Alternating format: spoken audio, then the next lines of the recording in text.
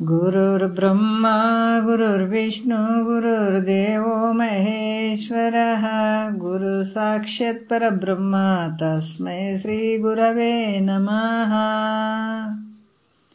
ಧ್ಯಾನ ಮೂಲ ಗುರುಮೂರ್ತಿ ಪೂಜ್ಯ ಮೂಲ ಗುರುಪಾದ ಮಂತ್ರ ಮೂಲ ಗುರುವಾಕ್ಯಂ ಮುಕ್ತಿ ಮೂಲೋ ಗುರುಕೃಪಃ.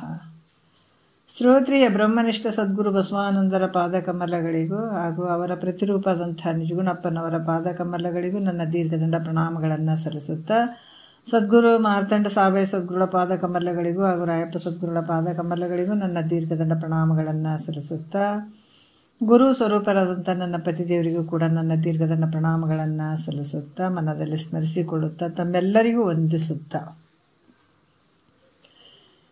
ಭಾಳಷ್ಟು ಅದ್ಭುತವಾದಂಥ ವಿಚಾರವನ್ನು ಹೇಳ್ತಾ ಇದ್ದಾರೆ. ನಾವೆಲ್ಲರೂ ಕೇಳ್ತಾ ಇದ್ದೀವಿ. ಕೈವಲ್ಯ ಪದ್ಧತಿ, ಇದರಲ್ಲಿ ಜೀವ ಸಂಬೋಧನಾ ಸ್ಥಳ ನಡೆದದ. ಮೊದಲನೇ ಪದ್ಯ. ಶಿವಕಾರುಣ್ಯದಲ್ಲಿ ಶಿಷ್ಯ ಭಾಳಷ್ಟು ತನ್ನ ದುಃಖವನ್ನು ಹೇಳಿಕೊಂಡ ಪರಮಾತ್ಮಗ. ಮತ್ತು ಇದು ಭಾಳ ದುಃಖದಿಂದ ಕೂಡಿದಾನ, ದುಃಖ ಪಡ್ತಾ ಇದ್ದಾನ. ಆತ ಭೋಗದ ಸಾಮಗ್ರಿಗಳನ್ನು ಕೇಳ್ತಾ ಇಲ್ಲ. ಏನು ಕೇಳ್ತಿದ್ದಾನ? ಮೋಕ್ಷ ಕೊಡುವ ಸಾಧನವನ್ನು ನನಗೆ ಹೇಳ್ರಿ ಅಂತ ಹೇಳ್ತಾ ಇದ್ದಾನೆ. ಭೋಗದ ವಸ್ತುಗಳಾದ್ರೆ ಕೊಟ್ಟು ಕಳಿಸ್ಬಿಡ್ಬೋದು, ಆದ್ರೆ ಆತ ಹಂಗೆ ಕೇಳ್ತಾ ಇಲ್ಲ.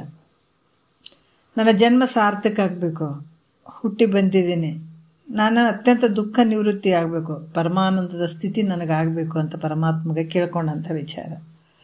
ಅವ ಕೇಳ್ಕೊಂಡಾಗ ಇಲ್ಲಿ ಪರಮಾತ್ಮನೇ ಸದ್ಗುರು ರೂಪಾಗಿ ಬಂದು ಹೇಳಕ್ಕೆ ಶುರು ಮಾಡ್ತಾನೆ. ಅದಕ್ಕೆ ಇಲ್ಲಿ ಜೀವ ಸಂಬೋಧನೆ ಅಂದ್ರೆ ಜೀವಾತ್ಮನಿಗೆ ಬೋಧನೆಯನ್ನು ಮಾಡುವಂಥದ್ದು. ಯಾವ ರೀತಿ ಅಂದ್ರೆ ವಿವೇಕ ವೈರಾಗ್ಯಗಳನ್ನು ಹೇಳುವಂಥದ್ದು. ಈ ವಿವೇಕ ವೈರಾಗ್ಯ ಹೇಳಿ ಈ ಜೀವನಿಗೆ ಮೋಹವನ್ನು ಬಿಡಿಸುವಂಥದ್ದು. ಇದು ಜೀವ ಸಂಬೋಧನಾ ಸ್ಥಳ. ಯಾಕೆ ಎಲ್ಲ ದುಃಖಕ್ಕೆ ಕಾರಣ ಆಗಿರುವಂಥದ್ದು ಯಾವುದು ಅಂದರೆ ಇದೇ ಮೋಹ.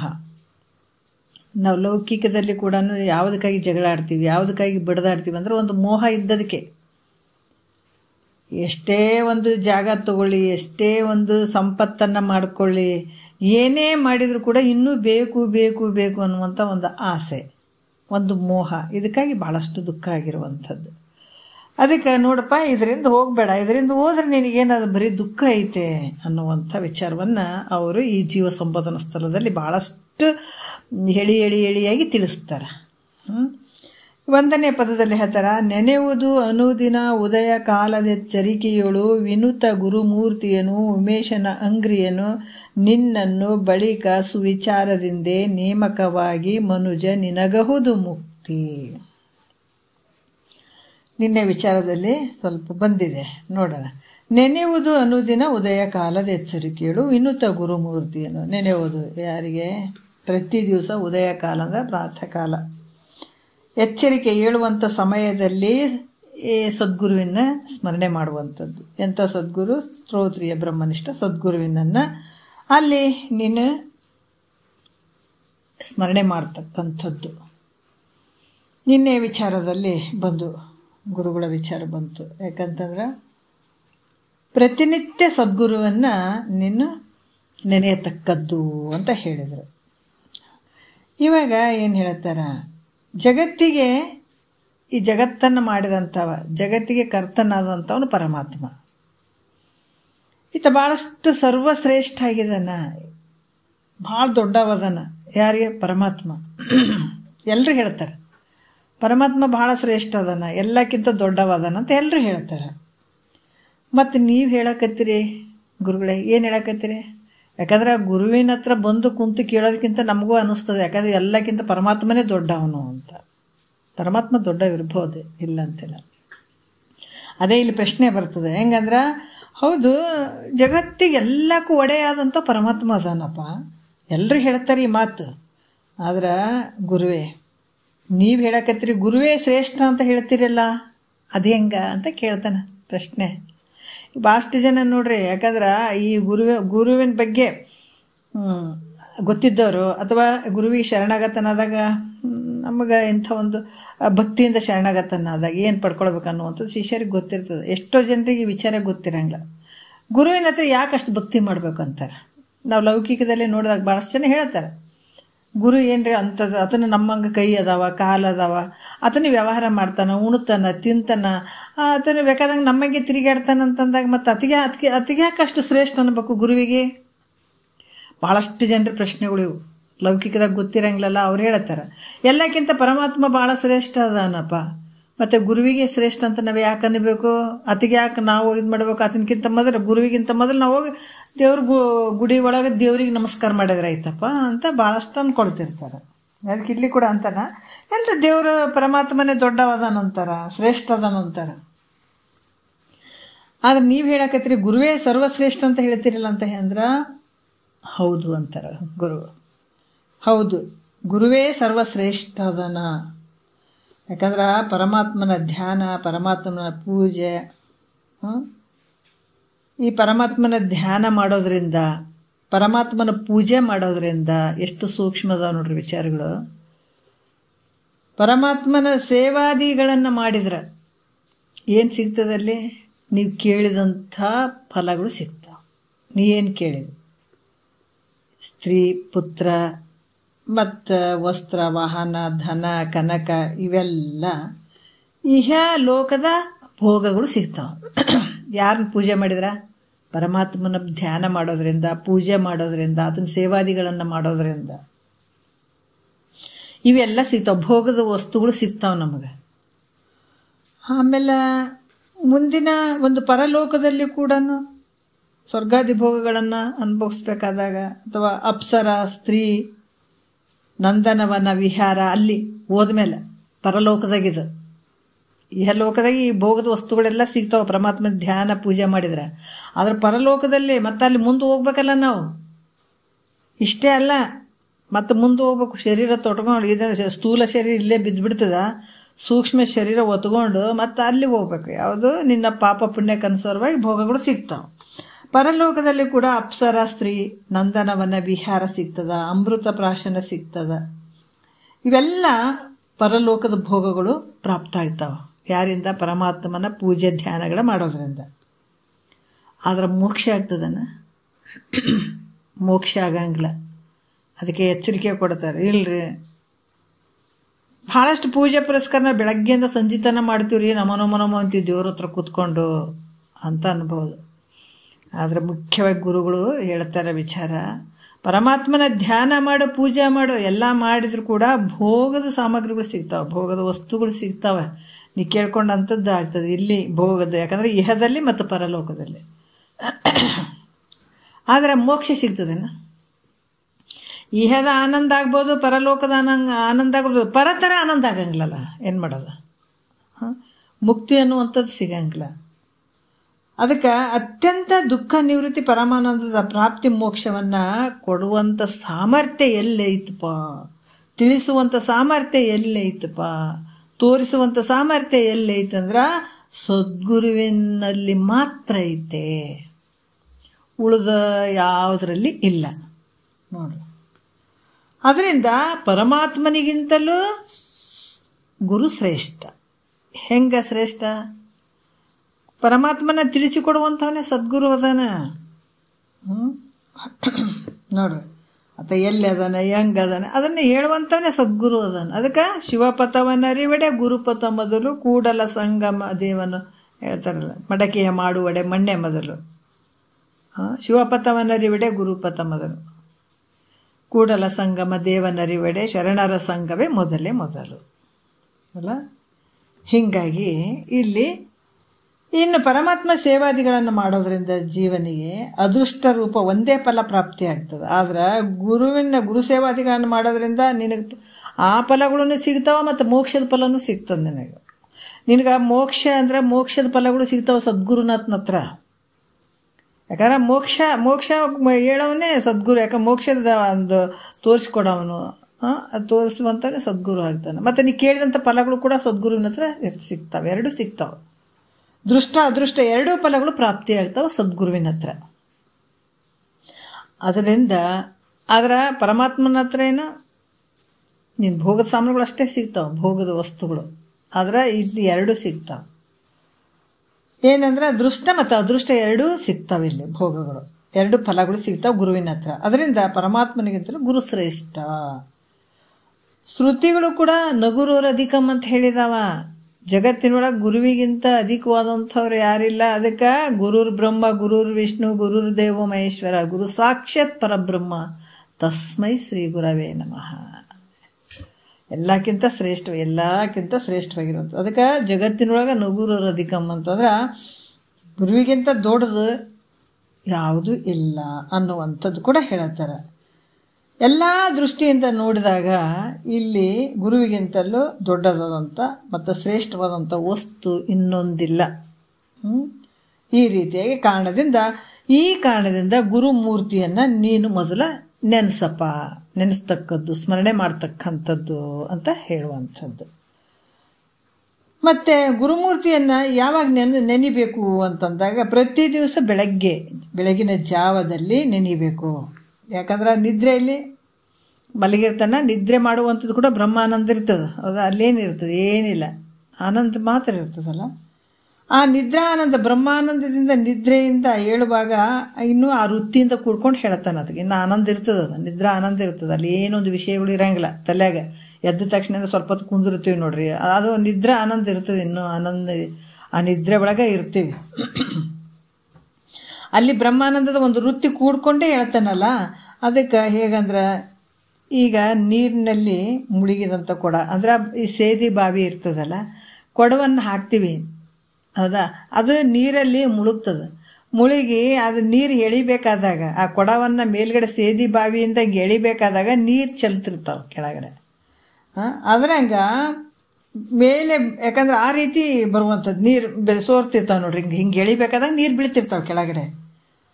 ಅದರಂತೆ ನಿದ್ರೆಯಲ್ಲಿ ಬ್ರಹ್ಮಾನಂದದಲ್ಲಿ ಮುಳುಗಿದಂಥ ಮನುಷ್ಯ ನಿದ್ರೆಯಿಂದ ಎಚ್ಚರ ಆಗಬೇಕಾದಾಗ ಆ ಬ್ರಹ್ಮಾನಂದದ ಒಂದು ವೃತ್ತಿ ಇರ್ತದೆ. ಇದ್ದುಕೊಂಡೆ ಎಚ್ಚರ ಆಗ್ತಾನೆ. ಎಚ್ಚರವಾದ ನಂತರ ಕೆಲವು ಸಲ ಅದೇ ವೃತ್ತಿಯಿಂದ ಕೂಡ್ಕೊಂಡಿರ್ತಾನೆ. ಅಂದರೆ ಸ್ವಲ್ಪ ನಿದ್ರೆ ಮೊಬ್ಬಿನಲ್ಲೇ ಇರ್ತಾನೆ. ಎಚ್ಚರ ಆದ ತಕ್ಷಣ ಯಾವ ವಿಷಯಗಳು ಇರಂಗಿಲ್ಲ ಅಲ್ಲಿ. ಯಾಕಂದರೆ ಇನ್ನೂ ಜಗತ್ತಿನ ಚಿಂತನೆ ಇರಂಗಿಲ್ಲ. ಯಾವ ಚಿಂತನೆ ಯಾವ ಇರಂಗಿಲ್ಲ ಅಲ್ಲಿ. ಯಾವ ವೃತ್ತಿಗಳು ಇರಂಗಿಲ್ಲ ಅಲ್ಲಿ. ಮನಸ್ಸು ಶಾಂತವಾಗಿರ್ತದೆ ಆ ಸಂದರ್ಭದಲ್ಲಿ. ಬೆಳಗಿನ ಜಾವದಲ್ಲಿ ವಾತಾವರಣ ಕೂಡ ಶಾಂತ ಆಗಿರ್ತದೆ. ಅದರ ಮೂಲಕ ಶಾಂತವಾಗಿದ್ದಂಥ ಚಿತ್ತ ಕೂಡ ಶಾಂತವಾಗಿರ್ತದೆ, ವಾತಾವರಣ ಶಾಂತವಾಗಿರ್ತದೆ. ಈ ರೀತಿಯಾಗಿ ಶಾಂತವಾದಂಥ ಮನಸ್ಸು ಇರ್ತದೆ. ಇದರಿಂದ ಧ್ಯಾನ ಅಭ್ಯಾಸ ಇವೆಲ್ಲವುಗಳು ಫಲ ಕೊಡುವಂಥವುಗಳು ಬೆಳಗ್ಗೆ ಮಾಡಿದಾಗ. ಪ್ರಾತಃ ಕಾಲದಲ್ಲಿ ಮಾಡ್ರಿ ಅಂತ ಯಾಕೆ ಹೇಳ್ತಾರಂದ್ರೆ ಅಂಥ ಸಂದರ್ಭದಲ್ಲಿ ಮನಸ್ಸು ಏಕಾಂತವಾಗಿರ್ತದೆ, ವಾತಾವರಣ ಏಕಾಂತವಾಗಿರ್ತದೆ, ಶಾಂತ ಚಿತ್ತದಿಂದ ಕೂಡಿರುವಂಥದ್ದಾಗಿರ್ತದೆ. ಅದಕ್ಕೆ ಆ ಸಂದರ್ಭದಲ್ಲಿ ಮಾಡಿದ್ರೆ ಬಹಳಷ್ಟು ಒಂದು ಫಲ ಕೊಡುವಂಥವುಗಳಾಗಿರ್ತಾವ ಅಂತ ಹೇಳ್ತಾರೆ ಅವರು. ಈ ಕಾರಣದಿಂದ ಗುರುಮೂರ್ತಿಯನ್ನು ಬೆಳಗಿನ ಜಾವ ನೆನೆತಕ್ಕಂಥದ್ದು ಬಹಳ ಯೋಗ್ಯ ಆಗಿರ್ತದ ಅಂತ ಕೂಡ ಹೇಳ್ತಾರೆ. ಮತ್ತು ಇನ್ನೊಂದು ಹೇಳ್ತಾರೆ, ಬಳಿಕ ವಿನುತ ಗುರುಮೂರ್ತಿಯನ್ನು ಮತ್ತು ಉಮೇಶನ ಅಂಗ್ರಿಯನು. ಉಮೇಶ ಅಂದರೆ ಯಾರು ಅಂದ್ರೆ ಪಾರ್ವತಿಗೆ ಪತಿಯಾದಂಥ ಪರಮೇಶ್ವರನ ಪಾದಕಮಲಗಳನ್ನು ಧ್ಯಾನಿಸು, ಸ್ಮರಣೆ ಮಾಡು. ಅಲ್ಲ ಈಗ ಯಾಕಂತಂದ್ರೆ ಈಗ ನೀವು ಗುರುಮೂರ್ತಿಯನ್ನು ನೆನೆಸ್ರಿ ಅಂತ ಹೇಳಿದ್ರಿ, ಅಷ್ಟೇ ಸಾಕಲ್ಲ, ಮತ್ತ್ಯಾಕೆ ಪರಮಾತ್ಮನ ಪಾದಕಮಲಗಳನ್ನು ನೆನೆಸ್ಬೇಕು ನಾವು ಅಂತ ಪ್ರಶ್ನೆ ಬರ್ತದಲ್ಲಿ. ಯಾಕಂದರೆ ಗುರುಮೂರ್ತಿಯನ್ನು ನೆನೆಸ್ರಿ ಅಂತ ಹೇಳಿರಿ ಅಂತಂದ ಮೇಲೆ ಮತ್ತು ಪರಮಾತ್ಮನ ಪಾದಕಮಲಗಳು ಯಾಕೆ ನೆನೆಸ್ಬೇಕು ಅಂತಂದ್ರೆ ಹಂಗಲ್ಲ. ಯಾಕಂದ್ರೆ ಇಲ್ಲಿ ಹೇಳ್ತಾರೆ ಯಾವ ರೀತಿ ಪರಮಾತ್ಮನ ಪಾದಕಮಲಗಳನ್ನು ನೆನೆಸ್ಬೇಕು. ಯಾಕೆ ನೆನೆಸ್ಬೇಕಂದ್ರೆ ಆತ ಜೀವಾತ್ಮನಿಗೆ ಭಾಳ ಉಪಕಾರಿಯಾಗಿದ್ದಾನೆ ಪರಮಾತ್ಮ. ಯಾಕಂದರೆ ಈ ಪರಮಾತ್ಮ ನಮಗೆ ಎಷ್ಟು ಕೊಟ್ಟಾನ. ಅದಕ್ಕೆ ನೀನಿತ್ತವರವಲ್ಲವೇ ಓ ಸ್ವಾಮಿ ಹೂ ಹಣ್ಣುಗಳು, ನೀ ಕೊಟ್ಟವರವಲ್ಲವೇ ಓ ಸ್ವಾಮಿ ನಮ್ಮ ಕಣ್ಣುಗಳು. ಎಷ್ಟು ಅದ್ಭುತವಾಗಿರ್ತಾರೆ. ಎಲ್ಲ ಕೊಟ್ಟಂಥದ್ದು ಯಾರು? ಪರಮಾತ್ಮ. ಅದ ಈ ಭಾನು ಈ ಭೂಮಿ ಈ ದೇಹ ಈ ಪ್ರಾಣ ಎಲ್ಲವೂ ನಿನ್ನದಲ್ಲವೇ, ನೀನಿತ್ತವರವಲ್ಲವೇ ಓ ಸ್ವಾಮಿ ಹೂ ಹಣ್ಣುಗಳು. ಎಷ್ಟು ಅದ್ಭುತವಾಗಿ ಹೇಳ್ತಾರಲ್ಲ. ಯಾಕಂದ್ರೆ ಈ ನಮಗೆ ಮನುಷ್ಯನ ಶರೀರವನ್ನು ಕೊಟ್ಟಂಥದ್ದು ಯಾರು? ಪರಮಾತ್ಮ. ಯಾರು ಮಾಡ್ಕೊಂಡಿವೇನು ನಾವು?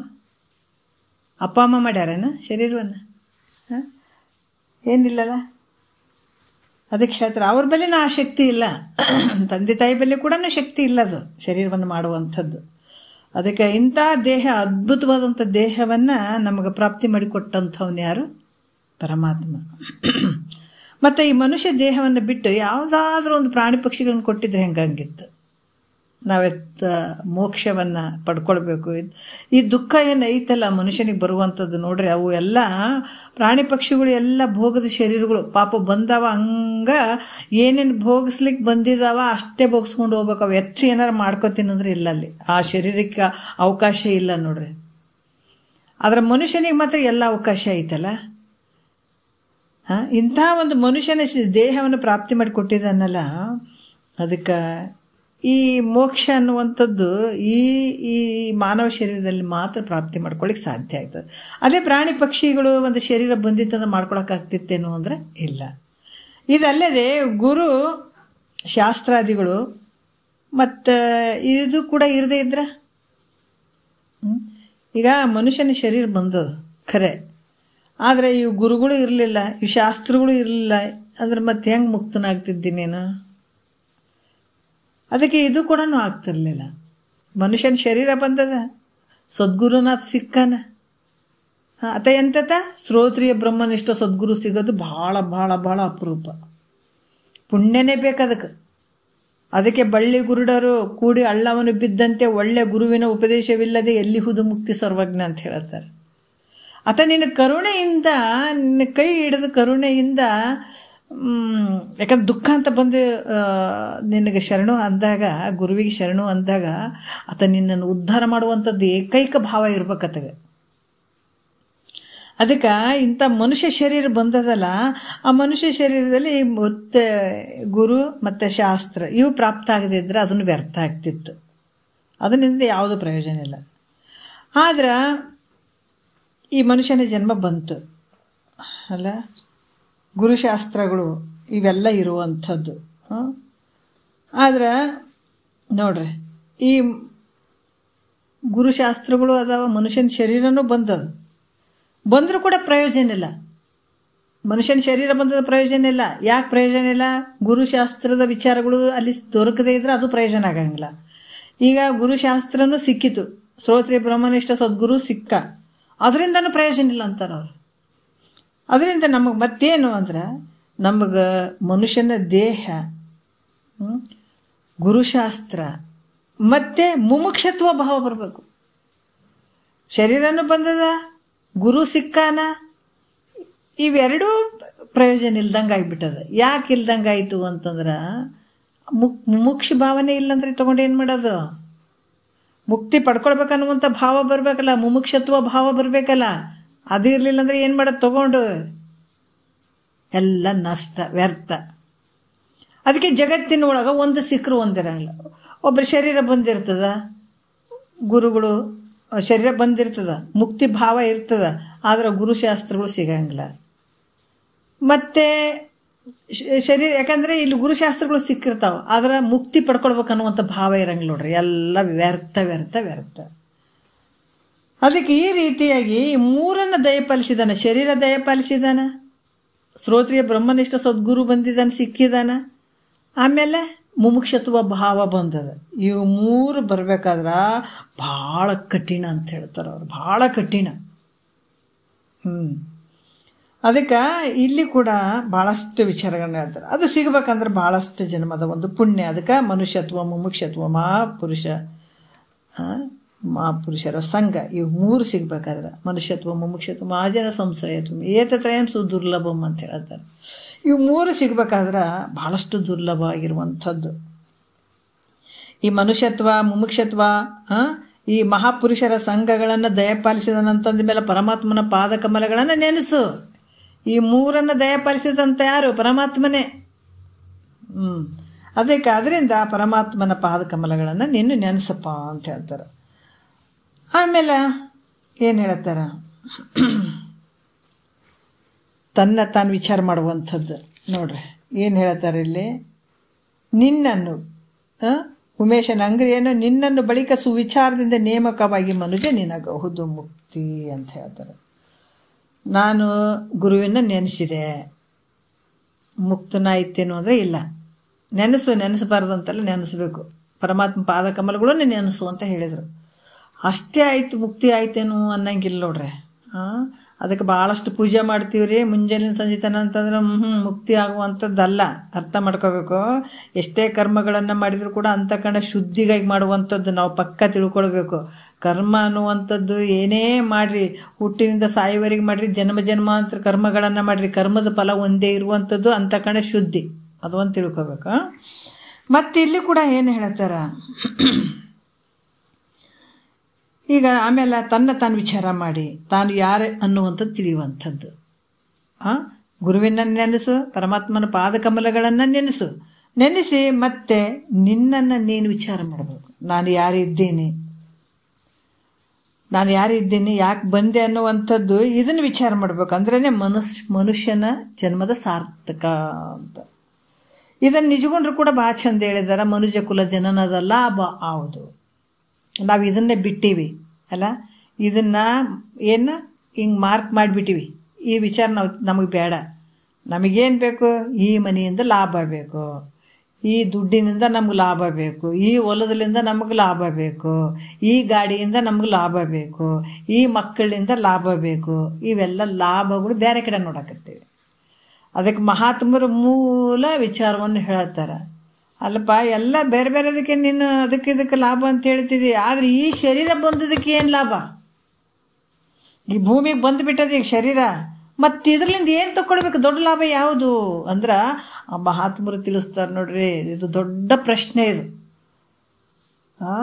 ಅದಕ್ಕೆ ಮನುಜ ಕುಲದ ಜನನದ ಲಾಭ ಯಾವುದಪ್ಪ? ಜನನ ಈ ಹುಟ್ಟಿ ಬಂದದ, ಈ ಶರೀರ ಹುಟ್ಟಿ ಬಂದದಂದ್ರೆ ಇದಕ್ಕೆ ಲಾಭ ಯಾವುದು?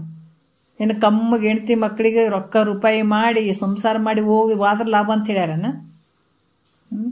ಜಗ್ಗಿ ಆಸ್ತಿ ಮಾಡಿ 60-70 ವರ್ಷ ತನಕ ಅವ್ರಿಗೆ ದುಡ್ದು ಸವಿಸಿ ಟಾಟಾ ಬಾಯ್ ಅಂತ ಹೇಳೋದು ದೊಡ್ಡ ಲಾಭ, ಜನ್ಮ ಸಾರ್ಥಕ ಆಯ್ತು ಅಂತೀವೇನ? ಈಗ ಅಂತಾರೆ ಇಲ್ರಿ, ನಾವು ಭಾಳ ದೊಡ್ಡ ಜನ್ಮ ಸಾರ್ಥಕ ಮಾಡಿಬಿಟ್ಟೇವ್ರಿ, ಎಲ್ಲ ಇಷ್ಟು ದಿವಸ ದುಡ್ದು ಬಿಟ್ಟೇವ್ರಿ, ಏನು ಉಳ್ಕೊಂಡಿಲ್ಲ ನೋಡ್ರಿ, ಎಲ್ಲ ಹೆಂಡ್ತಿ ಮಕ್ಕಳೇ ನೋಡ್ಕೊತಾರ, ಏನು ಮಾಡೋದೇನು ಉಳಿದಿಲ್ರಿ, ಎಲ್ಲ ಸಾರ್ಥಕ ಆಗಿಬಿಡ್ತು, ಎಲ್ಲ ಮಾಡಿಬಿಟ್ಟಿನ್ರಿ ಅವ್ರಿಗೆ ಅಂತ ಹೇಳ್ತಾರೆ. ಹಿಂಗೆ ಅನ್ನೋರು ಭಾಳ ಜನ ಅದಾರ. ಅದಕ್ಕೆ ಅಪ್ಪಣೆ ಹಂಗೆ ಆಯಿತು ಹಂಗೆ ಅನ್ನೋದು ಅಷ್ಟೇ. ಯಾಕಂದ್ರೆ ಅಜ್ಞಾನಿ ಚಪ್ಪರಿಸ್ತಾನೆ ಬೆನ್ನು, ಜ್ಞಾನಿ ಚಪ್ಪರಿಸಂಗಿಲ್ಲ. ಏನಾದ್ರೆ ಮಹಾತ್ಮರು ಹೇಳ್ತಾರ, ಮನುಜ ಕುಲ ಜನನದ ಲಾಭ ಹೌದು ಅನ್ನುವಂಥದಕ್ಕೆ ಅದಕ್ಕೆ ಉತ್ತರ ಅಂತ ಹೇಳ್ತಾರೆ ಅವರು. 6 ನಾನೆಂದು ವಿಚಾರಿಸಿದೆ. ಇದು ದೊಡ್ಡ ಲಾಭ ಅಂತ ಹೇಳ್ಯಾರ ಅವರು. ನೀನು ಆಸ್ತಿ ಸಂಪತ್ತು ಮಾಡಿ ರಾಜನಂಗೆ ಮೆರೆದು ಹೋಗೋದು ಸಾರ್ಥಕ ಅಲ್ಪ. ನಾನು ಯಾರು ಇದ್ದೀನಿ ಅನ್ನುವಂಥ ತಿಳ್ಕೊಳ್ಳುವಂಥದ್ದು ದೊಡ್ಡ ಲಾಭ ನೋಡಿ. ಮನುಷ್ಯನ ಶರೀರ ಬಂದದಕ್ಕೆ 6 ನಾನೆಂದು ತಿಳಿಯುವಂಥದ್ದು ಅಂತ ಹೇಳಿದ್ದಾರೆ. ಈ ರೀತಿ ಗುರುವಿನ ಧ್ಯಾನ ಮಾಡು, ಪರಮಾತ್ಮನ ಧ್ಯಾನ ಮಾಡು, ಮತ್ತು ತನ್ನ ತಾನು ವಿಚಾರ ಮಾಡಿದ್ದೆ ಆದರೆ ಮನುಷ್ಯನಿಗೆ ಮೋಕ್ಷ ಅನ್ನುವಂಥದ್ದು ದೊಡ್ಡ ಲಾಭ ಸಹಜವಾಗಿ ಪ್ರಾಪ್ತಿಯಾಗ್ತದೆ. ಮೋಕ್ಷ ಅನ್ನುವಂಥದ್ದು ನೋಡ್ರಿ ಎಂಥ ಒಂದು ಅದ್ಭುತ ಮಾರ್ಗ ಹೇಳ್ತಾನೆ. ನಮಗಿದು ಯಾವುದು ಗೊತ್ತಿರಲಾರ್ದಾಗ ಏನೇನೋ ಮುಕ್ತಿ ಆಗ್ಬೇಕನ್ನುವಂಥದ್ದು ಭಾವ ಇರ್ತದೆ, ಆದ್ರೆ ದಾರಿನೇ ಸಿಕ್ಕಿರಂಗಿಲ್ಲ ನಮಗೆ. ಪರಮಾತ್ಮ ಬೇಕು, ಸಾಕ್ಷಾತ್ಕಾರ ಆಗಬೇಕು, ಆನಂದ ಆಗಬೇಕು, ಜನ್ಮ ಸಾರ್ಥಕ ಆಗಬೇಕು, ಎಲ್ಲ ಬೇಕಂತೀವಿ, ಆದರೆ ದಾರಿನೇ ಗೊತ್ತಿಲ್ಲ. ಯಾವ್ದಾವ್ದೋ ದಾರಿ ಹಿಡಿದು ಬಿಟ್ಟಿರ್ತೀವಿ. ಒಂದು ಊರಿಗೆ ಬೆಂಗ್ಳೂರಿಗೆ ಹೋಗ್ಬೇಕಂದ್ರೆ ಬೆಂಗ್ಳೂರು ದಾರಿ ಹಿಡಿದಿರಂಗಿಲ್ಲ, ಬೇರೆ ದಾರಿಗೆ ಹಿಡಿದಿರ್ತೀವಿ ನಾವು. ನಮಗೆ ಕರೆಕ್ಟಾಗಿ ಬೆಂಗ್ಳೂರು ದಾರಿನೇ ಸಿಗಬೇಕಾಗಿತ್ತಂದ್ರೆ ಅದು ನಮಗೆ ಭಾಗ್ಯನೂ ಬೇಕು, ನಮ್ಮ ಪ್ರಯತ್ನವೂ ಬೇಕು, ಎರಡೂ ಬೇಕಾಗ್ತದೆ. ಈ ರೀತಿಯಾಗಿ ಹೇಳ್ತಾರೆ ನೋಡ್ರಿ. ಅಸಹಜವಾಗಿ ನೀ ಗುರುವಿನನ್ನು ನೆನೆಸು, ಪರಮಾತ್ಮ ನೆನೆಸು, ಅಷ್ಟೇ ಆಗ್ಯದ, ಮೋಕ್ಷ ಆಯಿತು, ನನಗೆ ಆನಂದ ಆಯಿತು, ಜನ್ಮ ಸಾರ್ಥಕ ಆಯಿತು ಅನ್ಕೋಬೇಡಪ್ಪ. ನಿನ್ನನ್ನು ನೀವು ವಿಚಾರ ಮಾಡ್ಬೇಕು. ಮತ್ತು ಅದ್ರ ಮೇಲೆ ನಾನು ಯಾರು ಇದ್ದೀನಿ, ಈ ಮನುಷ್ಯನ ಜನ್ಮದ ಮತ್ತು ಫಲ ಯಾವುದು, ಇದರ ಲಾಭ ಯಾವುದು ಅಂತ ನಿನ್ನನ್ನು ನೀನು ವಿಚಾರ ಮಾಡುವಂಥದ್ದು ಇದು. ಈ ರೀತಿ ವಿಚಾರ ಮಾಡಿದರೆ ನಿನಗೆ ಸಹಜವಾಗಿ ಮೋಕ್ಷ ಪ್ರಾಪ್ತಿ ಆಗ್ತದೆ, ಆನಂದ ಪ್ರಾಪ್ತಿ ಆಗ್ತದೆ, ಭಗವಂತನ ಸಾಕ್ಷಾತ್ಕಾರ ಆಗ್ತದೆ. ಹೌದಲ್ಲ?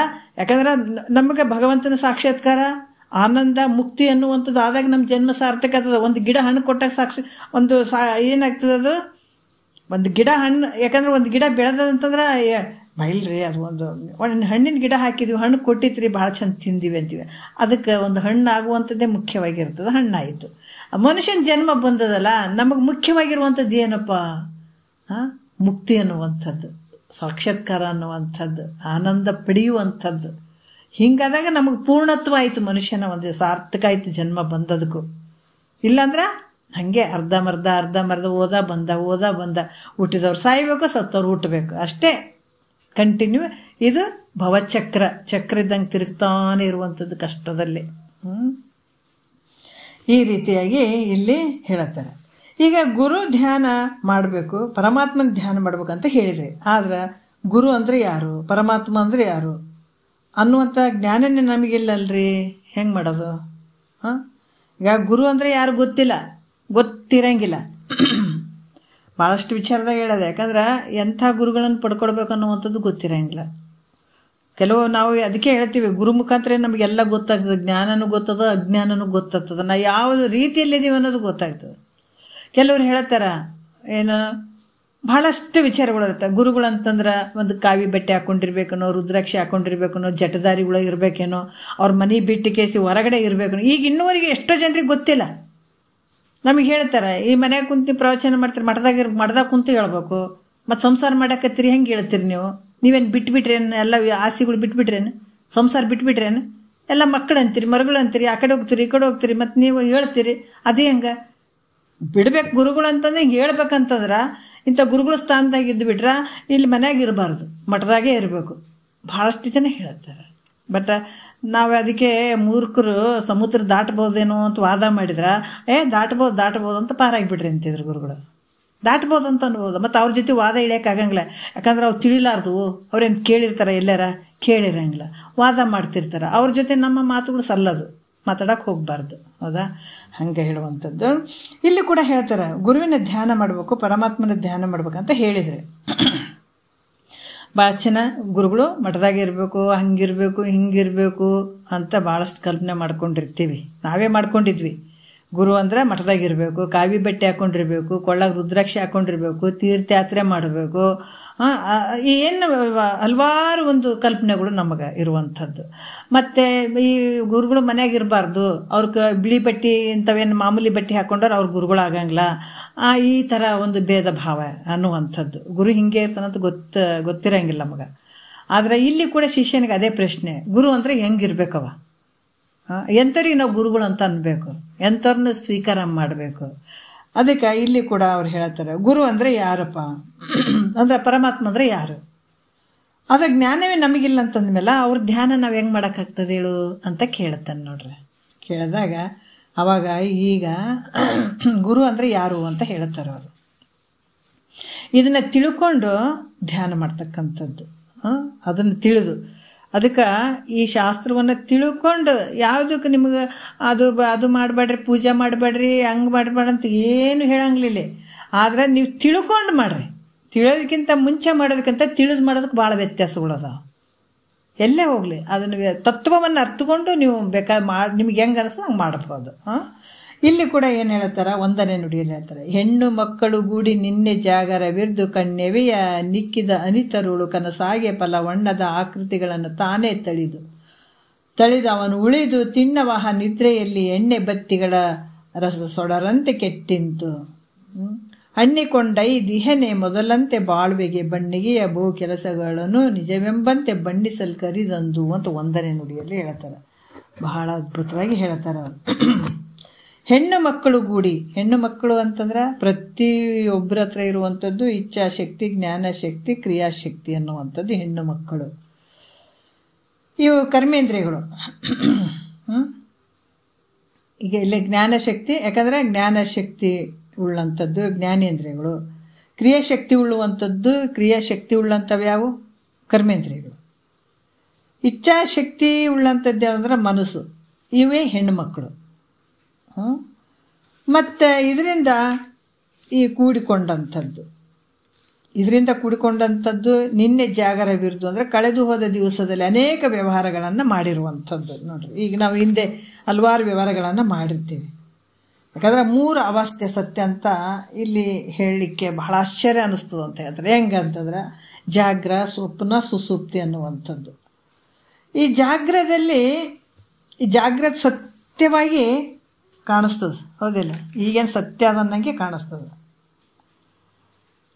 ವ್ಯವಹಾರ ನಾವೆಲ್ಲ ಹೆಂಗೆ ಮಾಡಾಕತ್ತೀವಿ ಅಂದರೆ ಜಗತ್ತು ಈ ಜಾಗ್ರತಿನಲ್ಲಿ ಕಾಣುವಂಥದ್ದು ಎಲ್ಲ ಸತ್ಯ ಅಂತಲೇ ಇಷ್ಟೆಲ್ಲ ಬಡ್ದಾಡಕತ್ತೀವಿ. ಅದು ಎಲ್ಲರ ಮನಸ್ಸಿನಾಗ ಐತಿ. ನಾವು ಯಾವ ಸುಳ್ಳು ಅಂದ್ಕೊಂಡಿವೇನ? ಸುಳ್ಳು ಅಂದ್ಕೊಳ್ಳಾರ್ದಕ್ಕೆ ಎಲ್ಲನೂ ಸತ್ಯ ಅಂತಲೇ ಮಾಡಾಕತ್ತೀವಿ. ಸುಳ್ಳು ಅಂತ ನಮ್ಮ ಮನಸ್ಸಿನಲ್ಲಿದ್ದರೆ ನಾವು ಬೇರೆ ಲೆಕ್ಕದಾಗೆ ಇರ್ತಿದ್ದೀವಿ. ಈಗ ಸತ್ಯ ಐತಂತ ತಿಳ್ಕೊಂಡ್ಬಿಟ್ಟಿವಿ. ಇದು ಜಾಗ್ರ ಪ್ರಪಂಚ. ಸ್ವಪ್ನದಲ್ಲಿ ಇದು ಐತೇನಂದರೆ ಇಲ್ಲ.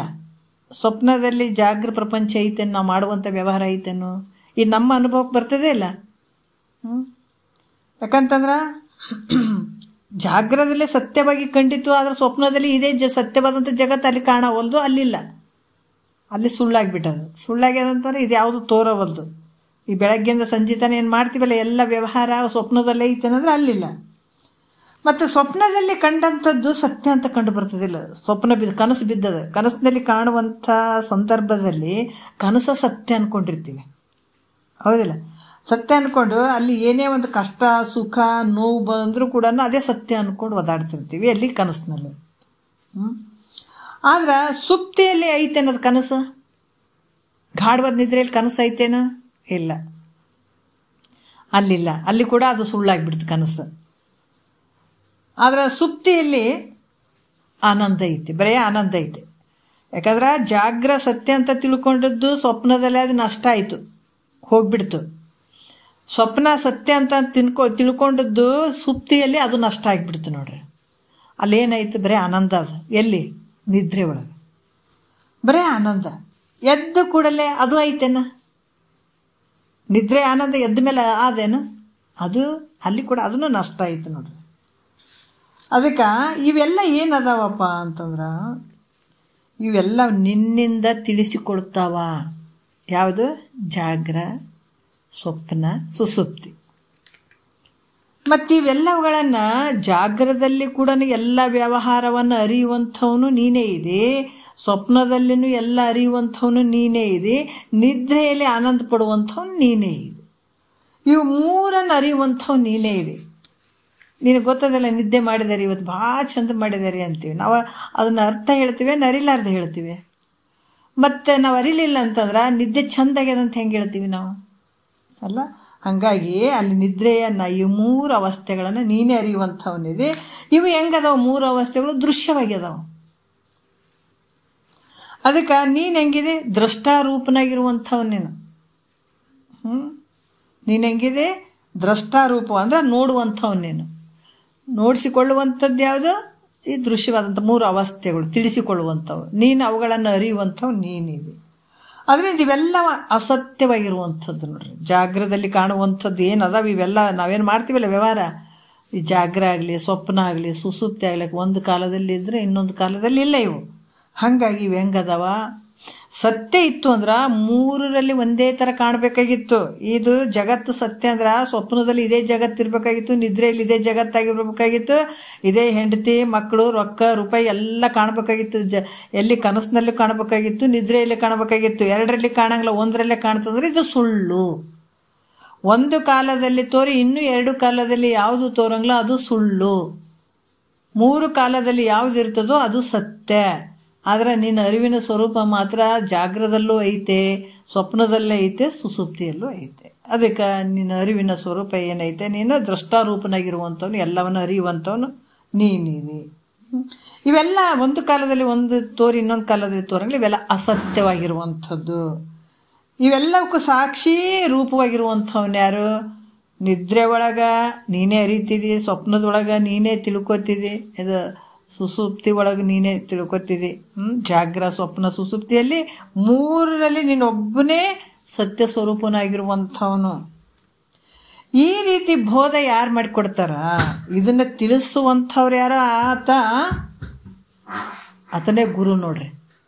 ಹಿಂಗೆ ತಿಳಿಸ್ಬೇಕು ಇದ್ದದ್ದನ್ನು. ಅದಕ್ಕೆ ಇದು ಸತ್ಯಾನುಭವ, ಇದು ಮಿಥ್ಯಾನುಭವ ಎಂದು ಒದವಿ ಬೋಧಿಪನೆ ಸದ್ಗುರುವಕ್ಕೂ ಆತ ಹೇಳ್ಬೇಕು ಶಿಷ್ಯರಿಗೆ, ಇದು ಸತ್ಯ ಐತು, ಇದು ಮಿಥ್ಯೆ ಐತೆ, ಜಾಗ್ರದಲ್ಲಿ ವ್ಯವಹಾರ ಮಾಡ್ತಿದ್ದಲ್ಲ ಇದೆಲ್ಲ ಸುಳ್ಳೈತಿ ನೋಡು, ಇದು ನಂಬಕ್ಕೆ ಹೋಗಬೇಡ, ನಿನಗೇನು ದುಃಖ ಯಾವುದೂ ಇಲ್ಲಪ್ಪ, ನೀನು ಎಲ್ಲ ದುಃಖದ ನಿನಗೆ ಯಾವುದೂ ಇದು ಸಂಬಂಧ ಇಲ್ಲ.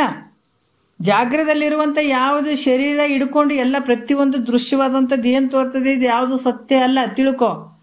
ಮತ್ತು ಸ್ವಪ್ನ ಪ್ರಪಂಚಕ್ಕೆ ಹೋದ್ರೆ ಅಲ್ಲಿ ಭಾಳಷ್ಟು ಪ್ರಪಂಚವನ್ನು ನೋಡ್ತೀವಿ, ಅದು ಸತ್ಯ ಏನಂದ್ರೆ ನಿನಗೆ ಅನುಭವಕ್ಕೆ ಬರ್ತದೆ.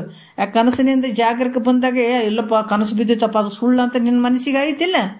ಅದ್ರಂಗ ಗುರುನಾಥ ಜಾಗ್ರ ಪ್ರಪಂಚ ಸುಳ್ಳು ಅಂತ ನಾವು ಯಾರೂ ಅಂದಿಲ್ಲ. ಸ್ವಪ್ನ ಪ್ರಪಂಚ ಸುಳ್ಳು ಅಂತ ನಮ್ಮೆಲ್ಲರಿಗೂ ಅನುಭವಕ್ಕೆ ಐತೆ, ಯಾವಾಗ ಜಾಗೃತಿ ಬಂದಾಗ ಹೇಳ್ತೀವಿ.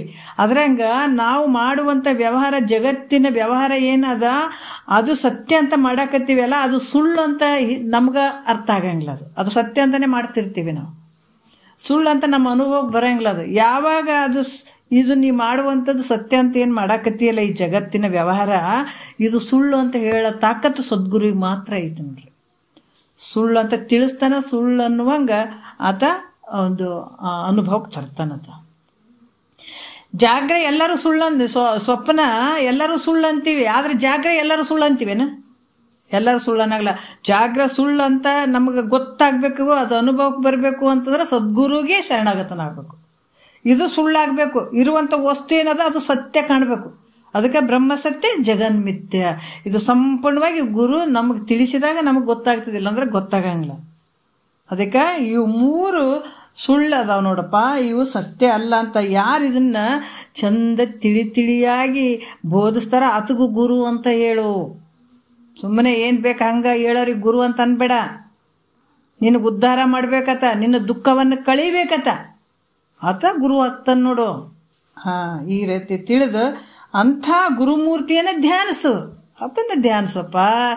ಅದು ಹಂಗೆ ನೋಡ, ಆತ ಹೆಂಗದ ನಿನ್ನ ಉದ್ಧಾರ ಕರ್ತಾತ, ನಿನ್ನ ಜನ್ಮವನ್ನು ಸಾರ್ಥಕ ಮಾಡುವಂಥ ಸದ್ಗುರು ಅದನ್ನತ, ಆತನ ನೆನೆಸು ಅಂತ ಕೂಡ ಹೇಳ್ತಾರೆ.